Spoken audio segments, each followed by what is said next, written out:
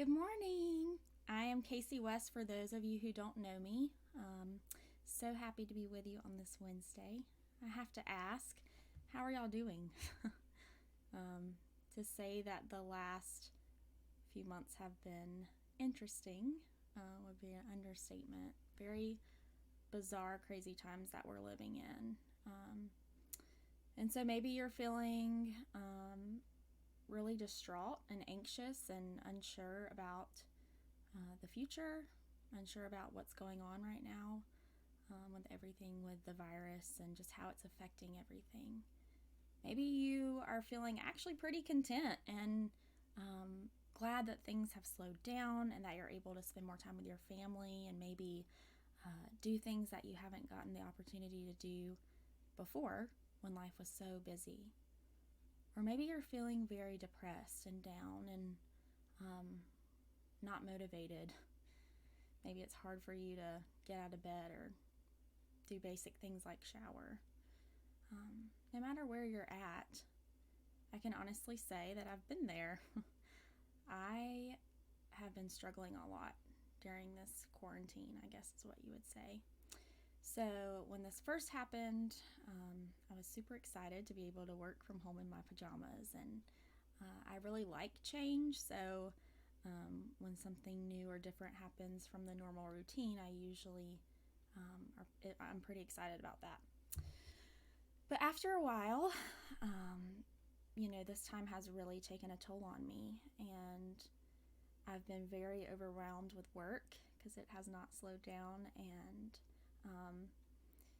feeling like I'm not able to get things done, even though technically I guess I have more time to get things done, but kind of, like I said before, not having the motivation, not having the energy.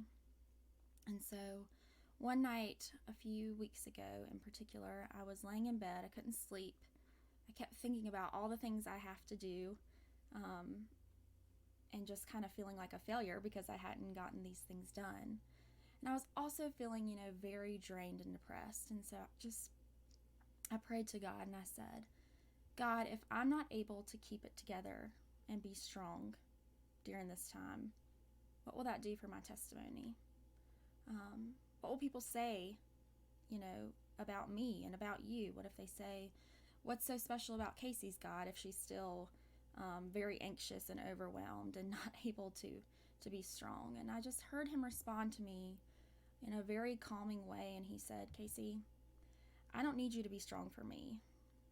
My glory is not dependent on your strength. And immediately the verse came to mind, God is our refuge and strength. And so I would like to read that for you now. This is Psalm 46, 1-3. God is our refuge and strength, a very present help in trouble. Therefore we will not fear, though the earth gives way, though the mountains be moved into the heart of the sea, though its waters roar and foam, though the mountains tremble at its swelling. And something really stuck out to me about that verse, specifically when I was thinking about it that night.